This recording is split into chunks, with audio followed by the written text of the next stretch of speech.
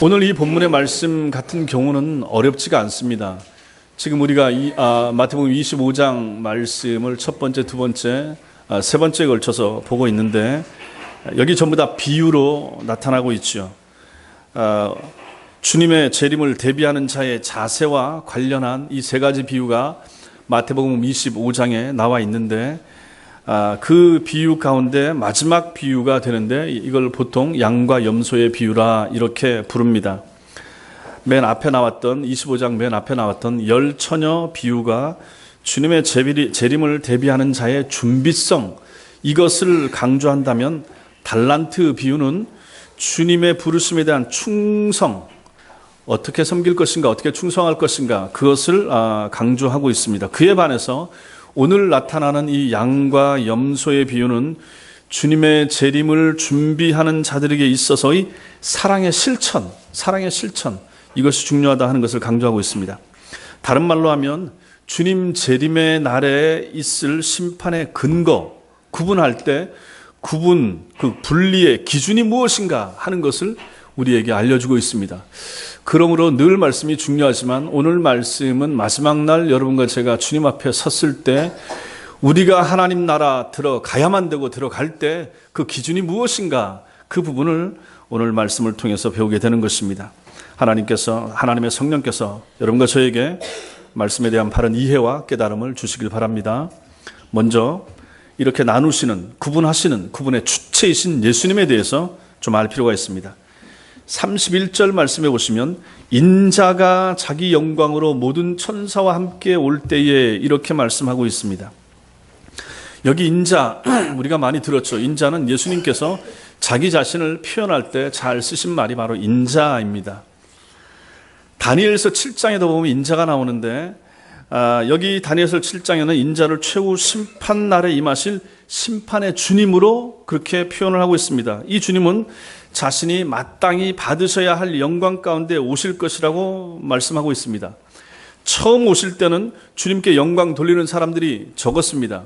예수께서 초림하실 때 아기 예수의 모습으로 말구 위에 오실 때는 그러한 사람들이 적었다. 몇몇 목자들과 또 시간이 좀 흐른 다음에 동방에서 온 그러한 박사들 몇 명만이 하나님의 아들의 탄생을 지켜보고 좀 약간 자란 다음에 축하하고 경배했을 뿐입니다. 그러나 이제 재림주로 예수님이 오신다. 재림하시는 주님은 자신의 영광 중에 모든 천사들과 함께 오실 것이라 이렇게 표현하고 있습니다.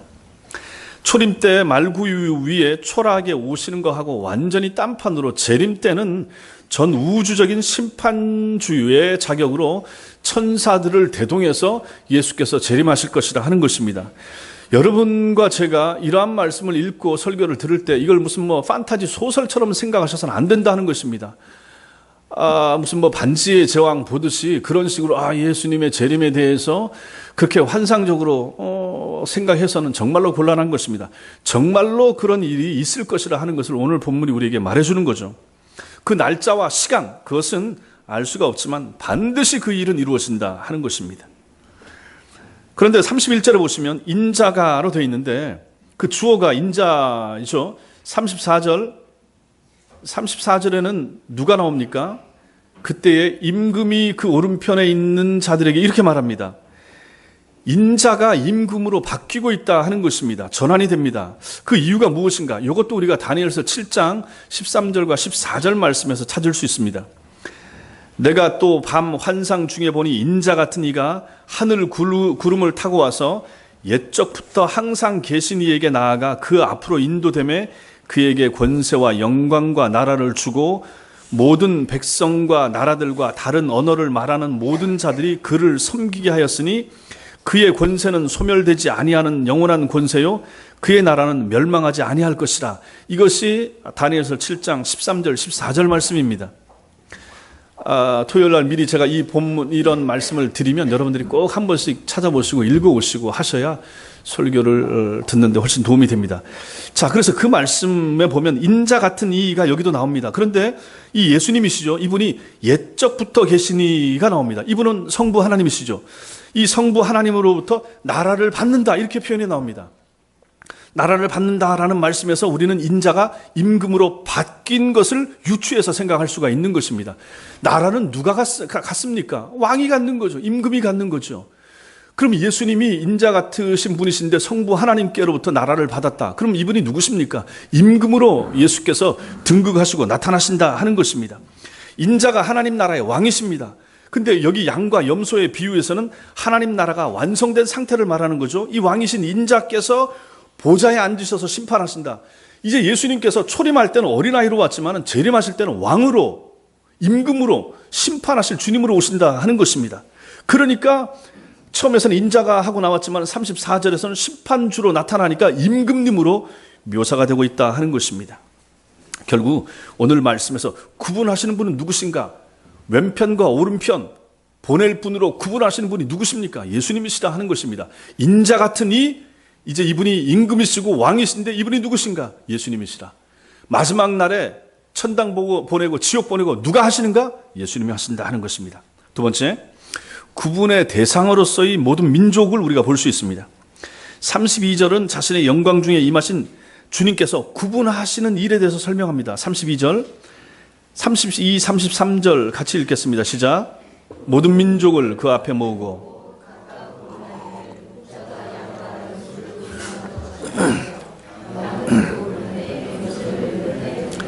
모든 민족을 구분한다. 마지막 날 예수님이 오시게 되면 모든 민족을 둘로 구분한다.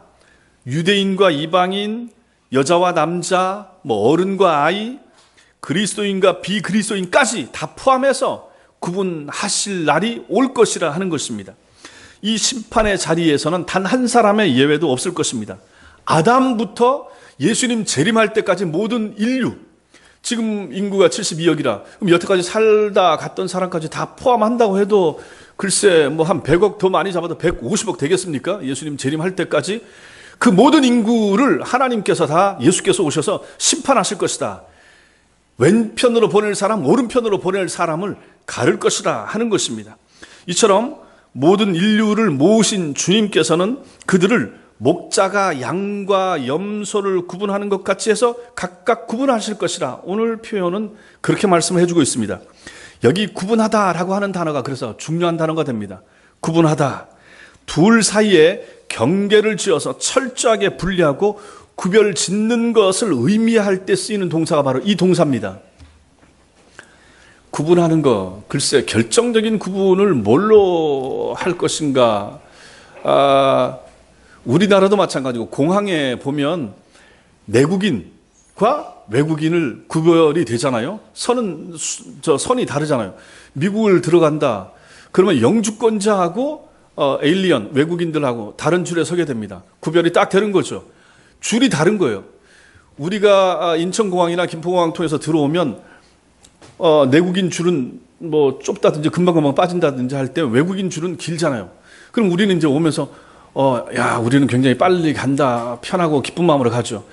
저번에 미얀마 갈 때도 마찬가지로 중국에서도 그렇고 그 외국인 줄에 거기 또 서야 되거든요. 거긴 줄도 길고 검색도 까다롭고 불편하고 짜증도 나고 막 그렇잖아요.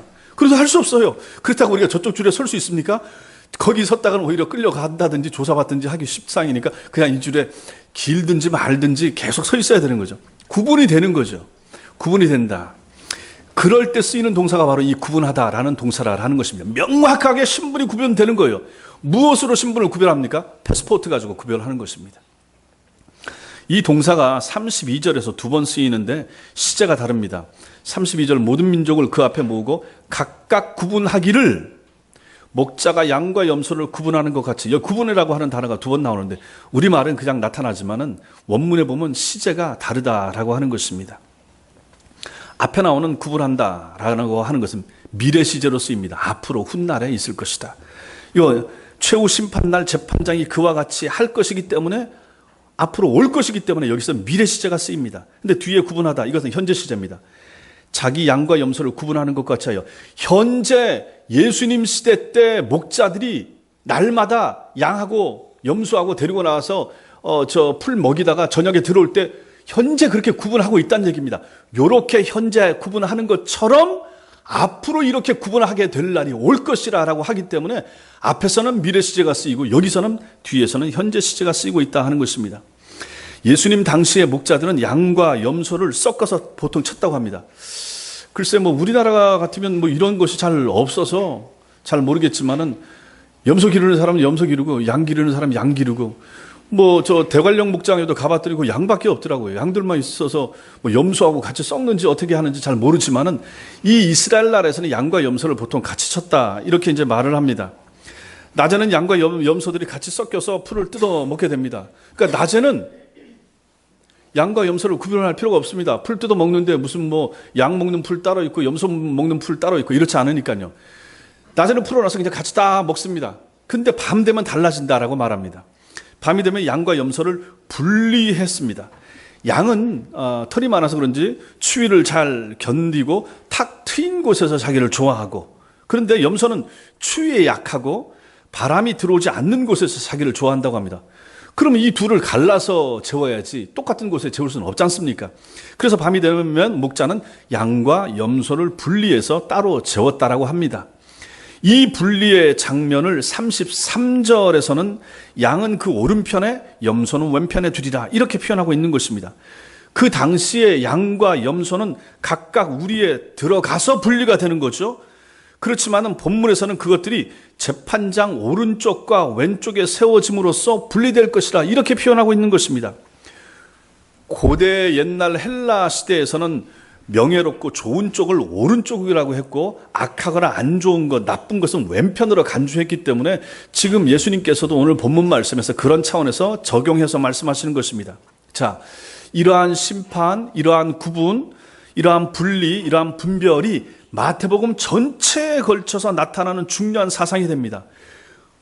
우리가 열처녀 비유에서 다섯 처녀, 슬기로운 다섯 처녀, 잔치집에 들어가고 미련한 다섯 처녀 못 들어갔다. 우리 지난주에 배웠습니다. 지난주에 5달란트, 2달란트 가졌던 종들은 충성스럽게 일해서 남겼기 때문에 칭찬을 받았지만은 1달란트 받았던 종은 충성하지 않고 땅에 묻어뒀다가 악하고 게으른 종아 책망받았죠. 둘로 확연히 갈라지잖아요. 좁은 문, 좁은 길, 넓은 문, 넓은 길. 예수님이 말씀하시는 모든 전반적인 내용들이 다 둘로 갈르더라 하는 것입니다. 오늘 이 본문의 말씀도 그런 차원에서 마찬가지라 하는 것입니다. 이러한 심판과 분별, 구분, 나눔, 이것이 마태복음에 나타나는 중요한 사상인 거죠.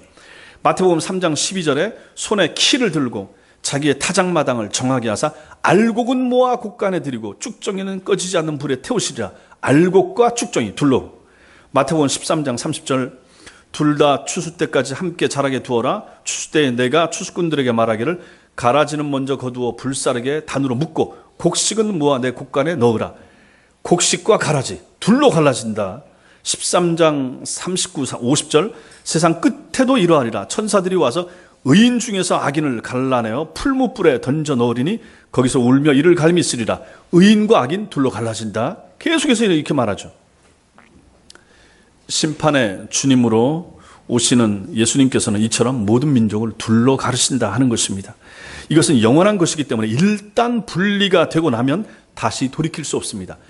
땅에서는 그렇지가 않습니다. 땅에서 예수 믿는 신자들은 주일날 교회 옵니다. 안 믿는 사람들은 밖에 있습니다. 이렇게 구별이 되죠. 근데 내일부터 또 이 사람들이 섞입니다. 같은 직장에서 일하고 같은 사무실 근무하고 같은 학교를 갑니다. 또 하다가 일주일 지나면 또 분리가 돼서 옵니다. 땅에서는 이게 가능합니다. 그러나 마지막 날 심판에서는 이게 안 되더라 하는 것입니다. 그게 문제인 거죠. 다시 그때 마지막 날엔 갈라지면 그걸로 끝이라 하는 것이죠. 그것이 무서운 것입니다. 어떤 중간 지점에 있다가 거기서 잘하면 영생으로 옮겨간다든지 그런 여지가 전혀 없는 것입니다. 한 번 분리되면 영원한 분리고 그거 끝입니다. 그래서 천주교는 여기에 여지를 남겨둔 거죠. 그래서 그 사람들은 연옥을 만든 것입니다. 중간쯤에 있다가 땅에서 제사 드리고 땅에서 헌금 바치고 땅에서 미사 잘 드리고 하면 연옥가 있던 네 가족, 네 부모 천당 들어갈 수 있다. 이렇게 하니까 땅에 있을 때 잘 못했던 사람들은 그때라도 잘하기 위해서 애를 쓴다. 근데 이것은 성경에 없는 내용을 그들이 만들어서 집어넣은 것이라 하는 것입니다. 목축하는 현장에서의 양과 염소는 밤에 분리됐다가 낮에는 다시 섞여서 풀을 뜯어먹을 수가 있지만 마지막 심판에서 일단 분리되면 결코 다시 섞일 수가 없다 하는 것입니다. 그러므로 우리는 이 말씀에 비추어서 모든 인류가 다 구분됨이 없이 마지막 날 다 구원에 이를 것입니다. 다 천당 갈 것입니다. 이렇게 말하는 사람들 이거 만민구원설이라 이렇게 말합니다. 에이, 하나님이 사랑이신데 누구는 천당 보내고 누구는 지옥 보내고 그건 말이 안 된다. 뭐 예수 믿는 사람들, 예수쟁이들 천당 보내고 안 믿었다고 해서 지옥 보내면 그 하나님의 사랑의 하나님 맞아? 에이, 그런 하나님 난 안 믿겠다. 이런 사람들 있잖아요. 이렇게 말하는 사람들은 만민구원론자라 이렇게 말합니다. 오늘 말씀은 그것이 잘못됐다 하는 걸 보여주는 거예요. 분리돼서 갈른다. 그렇게 사랑이 많으신 하나님과 예수님이지만 많은 기회를 주었지만은 마지막 순간까지도 하나님을 안 믿고 복음을 받아들이지 않게 되면 그 사람에게 다시는 기회가 없고 정말로 영원한 심판의 자리를 보내겠다라고 하는 것이 오늘 말씀의 핵심이다라는 것입니다. 또 어떤 사람들은 뭐 다른 종교를 통해서도 천당에 갈 수 있지 않을까요? 불교를 통해서도 천당 갈 수가 있고 뭐 이슬람교를 통해서도 구원에 이를 수가 있고 이렇게 말합니다. 이걸 가지고 종교다원론자라, 종교다원주의라 이렇게 말합니다. 이것이 위험합니다. 기독교 안에서도 이렇게 말하는 사람들이 있고 기독교와 천주교 손 잡을 수 있고 약간 다르지만 뭐 다른 종교들하고 같이 힘 합쳐서 할 수가 있고 우리가 다른 종교 비판해서는 안 된다. 그들의 종교를 인정해야 된다. 그들도 나름대로의 종교 체계가 있고 나중에 천당 가면 우리 다 만날지도 모른다. 이렇게 말하는 사람들이 있다 하는 얘기입니다. 이게 종교다원주의자입니다. 아니 그럴 것 같으면 우리가 전도를 왜 합니까? 우리가 왜 불교 신자들을 전도해야 됩니까? 왜 엉뚱한 것을 믿는 사람들, 왜 이단에 빠진 사람들 데려와야 됩니까? 그들과 분리하게 되면 영원한 분리가 되고 그들은 영원히 지옥 가게 되기 때문에 그들을 불쌍히 여겨서 그들을 끄집어내야 될 책임이 있기 때문에 우리가 이 일을 해야 된다 하는 것입니다. 천주교 신자들도 마찬가지입니다. 성경적으로 교리적으로 그들은 이단입니다. 천주교 안에 있으면 지옥 갑니다. 그러므로 그들을 불쌍히 여겨야 됩니다. 천주교 다닌다고 해서 거기도 하나님 믿으니까 내버려 두고 이건 안 된다 하는 것입니다. 우리가 지금의 세상에서는 악인과 의인이 함께 섞여서 살아가기 때문에 별 차이를 못 느끼게 되지만 인자가 오시면, 예수님이 오시게 되면, 그 분리의 순간이 되게 되면 그들과 우리 사이에는 영원한 분리가 오게 될 것이라.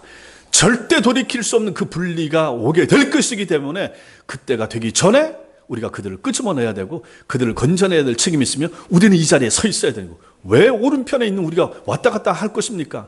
말도 안 되는 거죠. 저 땅이 저 왼쪽이 좋아 보일 수가 있습니다. 롯이 소돔과 고모라 성이 좋아 보여서 자기 딸들 데리고 자기 아내하고 그 안으로 점점 가서 그 안에 들어가서 살았던 것처럼 화려해 보이고 잘돼 보이고 형통해 보이고 나아 보이고, 그래도 그 길로는 가서는 안 된다 하는 것입니다. 여기가 어렵고 풀이 없고 물이 좀 모자라 보이고 예수 믿는 것이, 주일날 교회 오는 것이, 헌금하는 것이 좀 어렵고 빡빡하고 힘들어 보인다 한다 할지라도 여기에 계셔야 된다 하는 것입니다. 이 자리가 안전한 자리고, 이 자리가 주님이 원하시는 자리고, 이 자리가 천당 가는 자리가 되기 때문에 그렇다라고 하는 것을 오늘 말씀이 우리에게 보여주는 거예요. 세 번째, 구분의 기준으로서의 선행이 있다. 이게 또 중요한 것입니다. 왕이신 주님께서 구분하신 기준이 있습니다. 35절 36절 같이 읽겠습니다. 시작. 내가 줄일 때에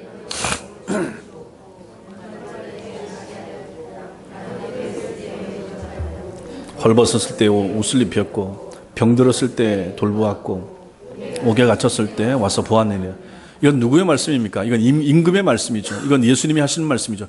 너희가 오른편에 서 있는 자들에게, 천당 갈 사람들에게 예수께서 이렇게 말씀하시는 거예요. 너희가 이렇게 했다, 이렇게 선한 일을 많이 했다, 이렇게 말씀하시는 것입니다. 반면에 그렇지 못한 왼편에 서 있는 염소와 같은 사람들에게 말씀하시는 것이 42절과 43절에 나옵니다.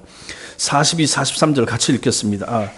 41절 보시면 또 왼편에 있는 자들에게 이르시되 저주를 받은 자들아, 분명히 말씀하시죠. 나를 떠나서 마귀와 그 사자들을 위하여 예비된 영원한 불에, 이 어딥니까? 지옥이죠. 여기 들어가라. 그러면서 하시는 말씀이, 그들이 이런 인간들이었기 때문에 너희는 이렇다. 42절 43절 같이 읽겠습니다. 시작. 내가 줄일 때에 너희가 먹을 것을 주지 아니하였고, 목마를 때에 마시게 하지 아니하였고, 나그네 되었을 때에 영접하지 아니하였고, 헐벗었을 때에 옷 입히지 아니하였고, 병들었을 때에 옥에 갇혔을 때에 돌보지 아니하였느니라 하시니. 예, 이것이 바로 예수님께서 오른편과 왼편으로, 양편과 염소편으로, 천당과 지옥으로 가르는 기준이 여기서 나오는 것입니다. 그 기준이 무엇입니까? 뭡니까? 자비의 행위, 선행, 행실이 되는 거죠. 선행을 베푼 것과 베풀지 않은 것으로 드러납니다. 왼편에 있는 자들은 적극적으로 이 사람들이, 염소편에 있는 사람들이 무슨 악을 행해서 영벌에, 지옥에 들어가는 것이 아니라 오늘 말씀에 의하면 선을 행하지 않아서 형벌을 받는 것으로 지금 드러나고 있다 하는 것입니다. 여러분, 살인이나 강도나 도둑질을 해서가 아니라 소외되고 가난한 자들을 돌아보지 않아서 지금 이 사람들은 처벌을 받고 있다 하는 것입니다. 왼쪽에 있는 사람들이 이걸 가지고 형법에 보면 죄로 처벌하는 범죄를 가지고 둘로 나눌 수 있다고 합니다. 작위의 죄와 부작위의 죄, 이렇게 형법에서 나눌 수가 있는데, 작위의 죄란 강도와 같이 적극적으로 자기가 나쁜 짓을 해서 죄를 범하는 것이고, 부작위의 죄는 하지 않아서, 마땅히 해야 될 일을 하지 않아서 죄가 되는 경우가 있다 하는 것입니다. 부작위의 죄, 작위의 죄는 나쁜 짓 하는 건 담 넘어가고 이건 다 죄가 작위의 죄. 선한 일을 행해야 되는데 하지 않았다. 엄마가 만약에 자식에게 젖을 물려야 되는데 안 줬다. 그래서 애가 죽었다. 그러면 엄마는 적극적으로 당연히 해야 되는데 안 해서 죄가 되는, 이게 이제 부작위의 죄가 된다 하는 것입니다. 옛날에 케네디가의 로버트 케네디인가 누가 자기 비서하고 어디 여행 갔다가 비행기 추락하고 물에 빠져서 이제 자기는 살아났는데 자기 비서를 안 건진 거예요. 부작위의 죄가 되는 거. 그것 때문에 이 사람이 결국은 대통령까지 되지도 못하고 그 다음에 정계 은퇴하게 되는 그런 일이 있었는데, 이런 게 이제 죄가 되는 거죠. 선한 일을 행해야 되고 물에 빠져 죽어가는 사람 자기가 옆에 있어서 끄집어낼 수 있는데, 끄집어내면 분명히 살릴 수가 있었는데 안 했다. 그게 죄가 된다는 얘기입니다. 이걸 가지고 부작위의 죄가 된다, 이렇게 말하는 거죠. 오늘 42절 43절에 등장하는 사람들은 그럼 어디에 해당됩니까? 이 사람들은 부작위의 죄가 되는 거죠. 마땅히 해야 될 것을 안 한 거예요. 이것도 죄가 되더라 하는 것입니다. 여기서 만약에 우리가 선한 일을 행하지 않아서 지옥에 간다라고 하면 이거 너무한 것이 아닌가? 행위 가지고 천당 가고 지옥 가느냐? 이렇게 말할 수가 있는 것입니다. 왼편의 선자들이 말합니다. 주여, 우리가 어느 때에 하지 않았습니까? 하고 그 밑에서 말하고 있죠. 그럼 이렇게 반문하는 것을 봐서 이 사람들이, 그들이 전혀 알지 못하고 생각지도 못한 것들 때문에 지옥의 영벌에 들어가는 것처럼 그런 느낌이 드는 것입니다. 그러나 우리가 조금만 생각하면 이것은 달라지는 것입니다. 우리 주님께서 이 땅에 계실 때 가장 여러분과 저에게 강조한 것이 무엇입니까? 가장 적극적으로 행하라고 한 것이 무엇입니까? 내 이웃을 내 몸과 같이 사랑하라, 이렇게 말씀하셨죠. 10계명의 10가지 계명 우리가 주일마다 이거 읽죠. 같이 낭독하죠. 이것을 가지고 신약에 와서 둘로 압축하면 무엇이 됩니까? 하나님 사랑, 이웃 사랑 되는 거죠. 이것을 주님께서 강조하셨습니다. 가장 중요한 두 가지 계명으로 주께서 요약해서 지키라고 말씀하신 거죠. 하나님 사랑하느냐? 예, 사랑합니다. 이웃 사랑하느냐? 예, 사랑합니다. 그 사랑을 몸으로서 증명해서 보여줘야 된다 하는 얘기입니다. 근데 지금 여기에 왼편에 있는 이 사람들은 뭘 했습니까? 적극적으로 이웃을 사랑하지 않았다는 것입니다. 자기들은 모르고 무관심한 거죠. 자기 먹고 자기 자식들, 자기 가정만 챙겼다 하는 것입니다. 주위에 있는 사람들에 대해서 무관심한 거죠. 그것이 바로 죄가 된다 하는 것을 오늘 예수께서 이 말씀을 통해서 우리에게 보여주고 계시다라고 하는 것입니다. 왼편에 있는 사람들은 자신들이 모르는 죄 때문에 영벌에, 지옥에 들어가게 된 것이 아니라 주님께서 계속적으로 지속적으로 말씀하신 것을 지키지 않았기 때문에 그 벌을 받는다 하는 것입니다. 누가복음 16장에 거지 나사로와 부자의 비유도 나옵니다. 거기에 보면 그 사람들이 무슨 땅에 있을 때 하나님 믿었고 안 믿었고 명확하게 안 나오는데, 부자와 거지는 죽자마자 아브라함의 품에 들어가서 하나님 나라 들어간 걸로 묘사가 되는데, 부자는 죽자마자 지옥에 들어가서 불꽃 중에서 천당 가 있는 나사로를 보는 그러한 장면이 나옵니다. 부자는 아니 무슨 악한 일을 했길래 지옥 갔습니까? 거기 나오는 말씀을 보면 자기 집 대문 앞에 앉아있는 거지에 대한 무관심, 돌보지 않은 것입니다.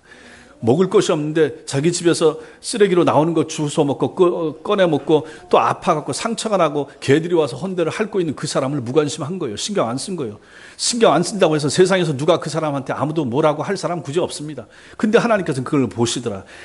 이 유대 사회에서, 하나님을 알고 있는 사회에서 그렇게 연약하고 가난하고 어려운 사람들을 내버려두면 안 되는 거예요. 내 이웃을 끊임없이 관심을 가지고 돌봐야 되는데 그 책임에 대해서 무관심했다. 그것은 하나님에 대한 믿음과 하나님의 가르침에 대한 무지, 잃어버림, 소홀히 여김, 그것이 죄라. 결국 뭡니까? 불신앙인 거죠. 하나님 안 믿는 거예요. 안 믿으니 행실이 안 따르는 거예요.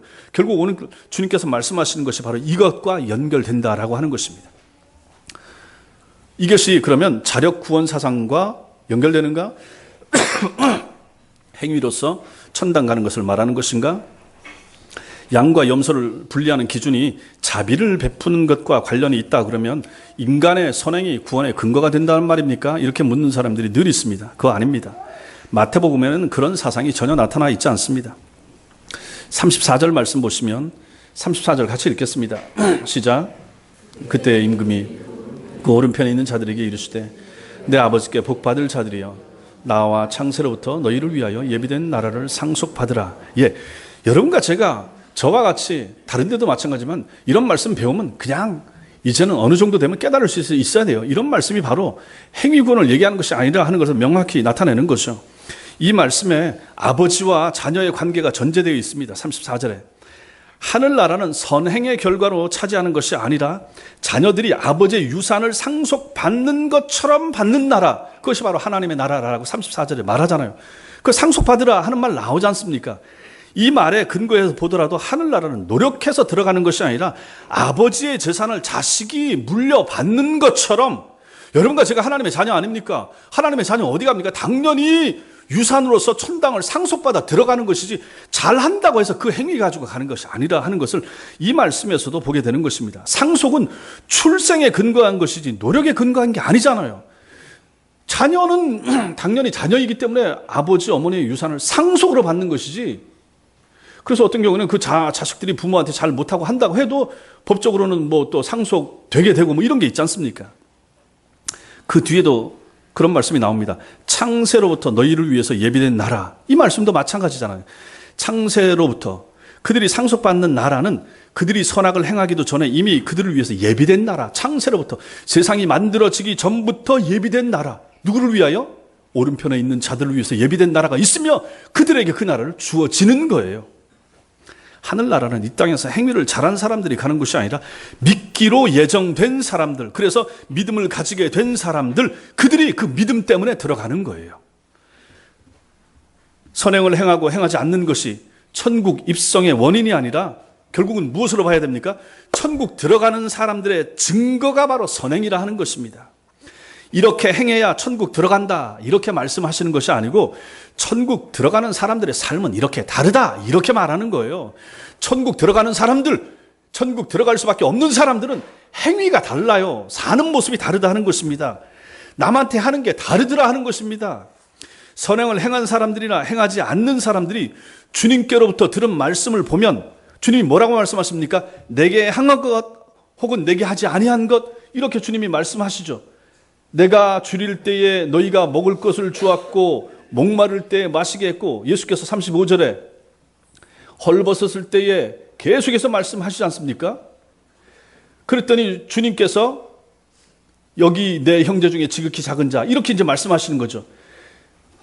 다시 말해서 선행 자체가 주님과의 관계를 나타내 보이는 증거라라는 것입니다. 형제에게, 성도에게 한 것이 주님께 한 것으로 주님은 간주하시더라, 이런 것입니다. 주님과 관계를 맺고 있는 자는 당연히 주님의 형제들과 선행의 관계를 맺게 되는 것입니다. 주님의 형제에게, 예수 믿는 어떤 사람에게 자비를 베푸는 것은 세상의 고통 중에 임하시는 주님에 대한 믿음의 표현이 된다라는 것입니다. 이런 의미에서 영생의 근거는 행위가 아니라 행위로 표현된 믿음인 것이죠. 행위로 표현된 믿음, 믿음이 있기 때문에 행위가 나온다 하는 것입니다. 어떤 형제에게 잘하는 것은 곧 예수께 하는 거예요. 이런 식으로 봐야 된다 하는 거죠. 이것을 가지고 좀 더 자세하게 설명을 하고 있는 것입니다. 그것을 그 밑에, 그렇다면 여러분과 제가 선행을 베풀어야 될 선행의 대상이 누구인가? 40절 말씀, 40절 같이 읽겠습니다. 시작. 임금이 대답하여 이르시되 내가 진실로 너희에게 이르노니 너희가 여기 내 형제 중에 지극히 작은 자 하나에게 한 것이 곧 내게 한 것이니라 하시고, 예, 여기서 이 내 형제는 누굽니까? 주님의 자녀가 된 모든 성도들을 가리키는 것입니다. 믿음 안에 있는 형제와 자매를 가지고 주께서 여기 있는 내 형제라고 말씀하십니다. 보세요. 이게 여기서만 뿐만 아니라 마태복음 12장 50절에도 이렇게 말합니다. 누구든지 하늘에 계신 내 아버지의 뜻대로 행하는 자가 내 형제요 자매요 어머니니라. 이렇게 말씀하시죠. 예수님 뜻대로 행하고 살면 그 사람이 형제고 자매고 부모가 되는 것입니다. 자식이 되는 거예요. 마태복음 10장 40절에 너희를 영접하는 자는 나를 영접하는 것이요 나를 영접하는 자는 나 보내신 이를 영접하시는 것이니라. 이 얼마나 분명하게 이렇게 얘기하고 있습니까? 예수님은 자신을 따르는 자들이 당하는 것을 자신이 당하는 것으로 그렇게 보시는 것입니다. 그들 중에 미미한 자들 하나를 사랑하는 것이 곧 자기를 사랑하는 것으로 예수께서는 그렇게 간주하신다 하는 것입니다. 이것을 가장 극적으로 보여주는 장면이 어디 나옵니까? 교회를 핍박하던 바울을 향해서 주께서 말씀하시죠. 내가 어찌하여 나를 핍박하느냐 이렇게 말씀하십니다. 아니 바울이 언제 예수님을 핍박했습니까? 예수님 돌아가신 것은 주후 30년이고 바울이 회심한 것은 주후 33년 34년 이때 됩니다. 그렇게 되면 차이도 있잖아요. 예수님을 바울이 직접적으로 핍박한 적 없어요. 그런데 왜 환상 중에 빛 가운데 나타나신 예수님은 바울에게 네가 왜 나를 핍박하느냐 이렇게 말씀하십니까? 네가 핍박했던 교회와 교인들이 나를 핍박하는 것이다 이렇게 말씀하시는 거예요. 저 교인 한 사람 핍박당하는 건 내가 핍박당하는 것이다. 우리 주님은 이렇게 당신과 신자들을 똑같이 생각하시더라 하는 것입니다. 그러므로 이게 중요한 거죠. 그런 차원에서 우리는 이 말씀을 봐야 된다 하는 것입니다. 주님을 믿고 섬기는 사람들은 인종과 성별, 나이에 상관없이 다 예수의 형제들입니다. 우리가 교파가 달라도 성결교나 감리교나 오순절에 속해 있다 할지라도 그들이 진실된 택함받은 하나님의 백성들이라 그러면 그들 다 형제들입니다. 다 형제들이라 하는 것입니다. 그 연약한 형제 하나에게 베푸는 선행이 예수께 행하는 선행이 된다라고 주님은 간주하시더라 하는 것입니다. 이 시대에 예수님이 어디 계십니까? 어디 보입니까? 안 보이잖아요. 그런데 우리 옆에 있는 형제와 자매, 우리 교인들이 주님의 몸이기 때문에 그분들에게 잘할 때 예수께 잘하는 것으로 우리 주님은 하늘에서 그렇게 받아들이시더라 하는 것입니다. 이게 중요한 거죠. 지극히 작은 자 하나, 내 형제 중에 지극히 작은 자 하나, 이게 누구겠습니까? 이것은 키가 작거나 나이가 어린 자를 뜻하는 것이 아닙니다. 어린아이들을 가르치는 것이 아니라 하는 것입니다. 교회 안에서 참으로 무가치하게 여겨지거나 사람들에게 크게 대접을 못 받는 사람, 그런 의미가 있는 거예요. 그래서 공동번역 성경에는 가장 보잘것없는 사람 이렇게 표현하고 있는 것입니다. 결국 주님께서는 이 말씀을 가지고 지금 소외받고 고통당하는 작은 사람들과 자신을 동일시하고 있는 거죠. 교회 안에서 어떤 의미에서 대접받지 못하는 사람, 교회 안에서 가장 돈 없어 보이는 사람, 가장 어려 보이는 사람, 이런 것을 가지고 주님께서는 가장 약한 자, 가장 어린 자로 주님께서는 그렇게 간주를 하신다 하는 것입니다. 주님을 믿고 따르는 성도들 가운데서 배고픈 사람, 그들 중에 목마르고 헐벗은 사람, 그들 중에 거할 것이 없고 아프고 병들고 감옥에 있다고 했을 때 그들을 돌아보는 것은 우리 예수님을, 우리 주님을 돌아보는 것으로, 또 그들을 대하는 행동과 태도는 우리 주님을 대하는 행동과 태도로 우리 주님께서는 받아들이시더라 하는 것입니다. 그러니까 생각을 잘 해보십시오. 그래서 이런 차원에서도 우리 교인들에게 잘하는 것이 얼마나 중요한 것인가. 목사에게만 잘할 필요가 없는 거예요. 다 똑같은 거예요. 다 주님의 형제예요. 다 주님의 자매예요.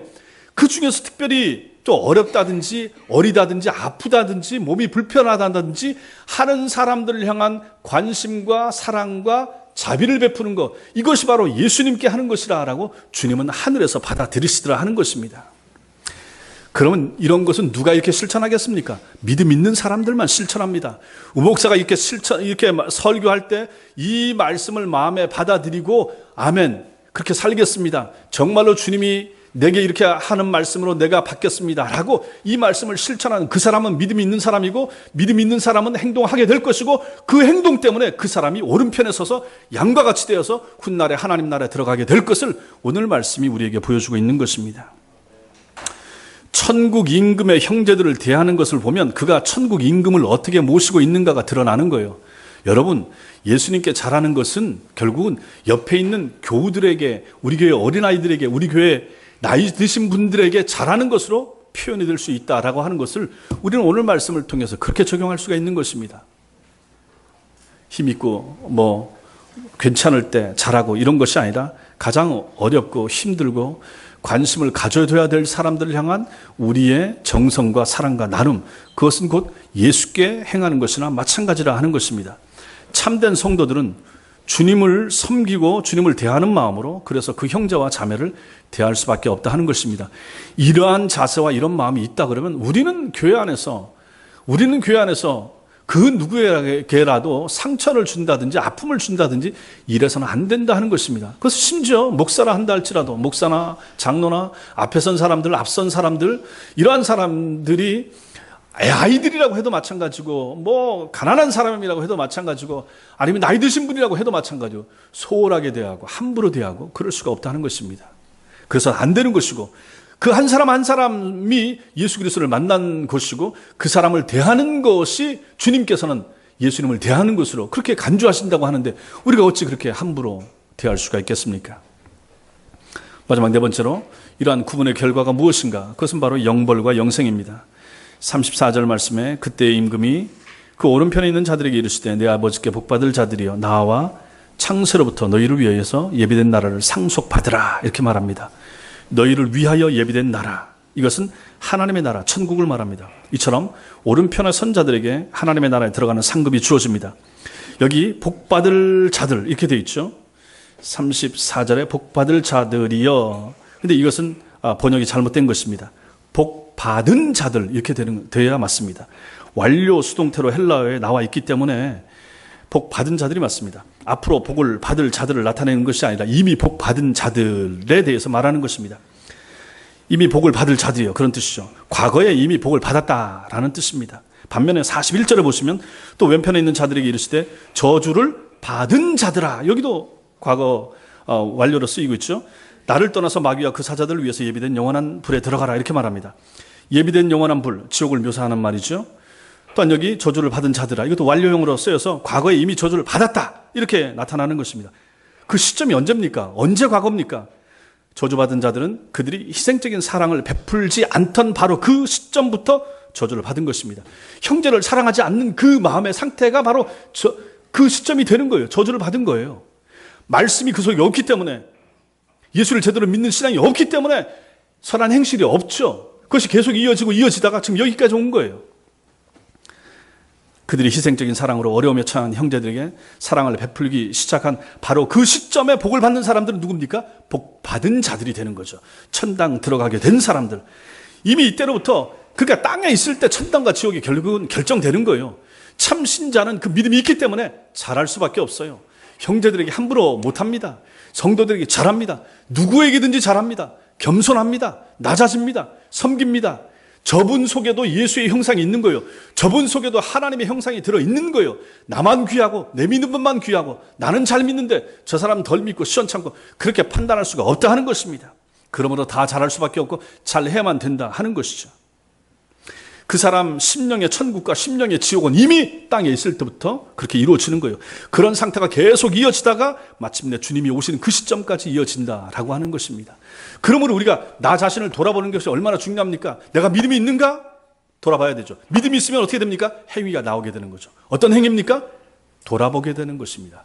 우리 성도들 돌아보게 됩니다. 내 기도만 하는 것이 아니라 어려움 당하는 성도들 돌아보면서 그를 위해서 기도해 주게 되고, 사랑을 베풀게 되고, 따스한 말 한마디를 하게 되고, 정성이 담긴 뭔가를 준다든지, 이런 것들이 다 드러나는 행위로 표현이 되게 된다라는 것입니다.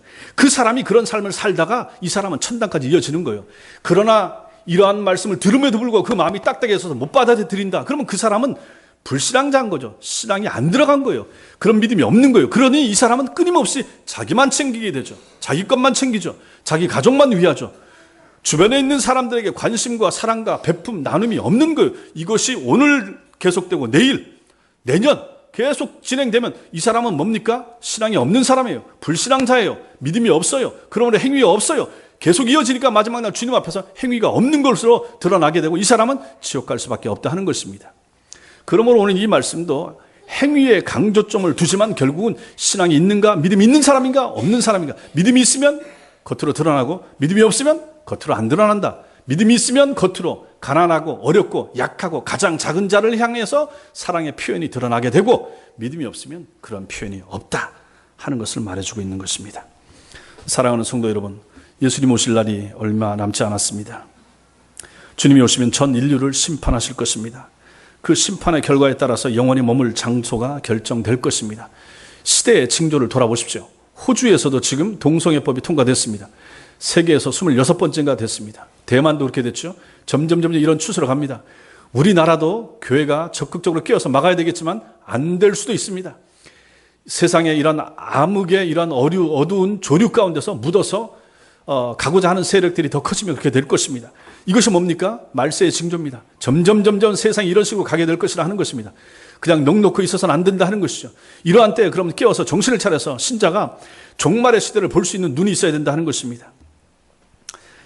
그때 예수님 이제 오시게 되면 갈라지게 된다. 천당과 지옥으로 갈린다. 이런 주님의 최후 심판을 대비하는 여러분과 저에게서 중요한 것이 무엇인가 하는 것을 오늘 말씀이 가르쳐 줍니다. 무엇이 중요합니까? 행위가 중요합니다. 행위가 중요합니다. 사랑의 행위가 중요하다. 옆에 있는 연약한 성도를 돌아보는 행위가 중요한 것입니다. 불신자들 향해서도 사랑을 베풀어야 돼요. 그러나 중요한 것은 더 먼저는 교회 안에서 믿음의 형제를 돌보는 것입니다. 주님을 믿는 신앙에 근거한 사랑의 행위가 필요합니다. 심판날에 그 사람의 영원을 가를 결정적인 증거는 그 사람 소속 교단이나 소속 교회나 그 사람이 감당했던 직분이 아니라 교회 안에서 별 존재감 없어 보이던 한 형제와 자매를 향한 그 사람의 사랑의 행동, 그것이 그 사람의 영혼과 지옥을, 영생천국과 지옥을 결정지을 수도 있다 하는 것입니다. 성도 중에 지극히 작아 보이는 사람 하나에게 한 행동과 하지 않은 행동이 영벌과 영생으로 나타나게 될 것이라 하는 것입니다. 그러므로 신앙 안에, 믿음 안에 있는 형제들을 잘 섬겨야 됩니다. 같은 믿음의 동지들에게 잘하십시오. 불신자들에게도 일반적으로 잘 하셔야 되지만 특별히 믿음의 형제, 교회 식구들에게 잘 하셔야 된다는 것입니다. 많이 사랑하고 아껴주고 높여주고 필요를 채워주는 그러한 사랑이 필요한 것입니다. 교회 안에서 작아 보이고 연약해 보이고 없어 보이고 못 배워 보이는 것처럼 보이는 사람들에게 오히려 더 잘하시는 것이 필요한 것입니다. 가난한 자들을 돌아보셔야 됩니다. 힘들어하는 사람들에게 구체적인 관심을 나타내셔야 됩니다. 양식이 없는 사람은 우리의 것을 나눠줘서라도 채워줄 수 있어야 됩니다. 지극히 작은 자 하나에게 한 것이 예수께 한 것이 되기 때문에 그런 것입니다. 눈에 보이는 형제를 잘 섬기는 행동으로서 눈에 보이지 않는 주님을 섬기는 삶을 드러낼 수 있어야 되는 것입니다. 참된 믿음이 있는 사람들은 주님의 이러한 가르침을 결코 소홀히 여기지 않습니다. 참신앙을 가진 사람들은 모든 사람들을 아끼고 사랑하고 더 잘 대접하고자 노력할 것입니다. 우리의 믿음이란 것은 반드시 겉으로 드러나는 행위로 증명이 되기 때문인 것입니다. 주님이 이 땅에 오셔서 세상을 심판하시고 사람들을 분별하실 때 여러분과 저 우리 모두가 다 오른편에 서고 주님 나라에 들어갈 수 있게 되기를 주님의 이름으로 축원합니다. 기도하겠습니다.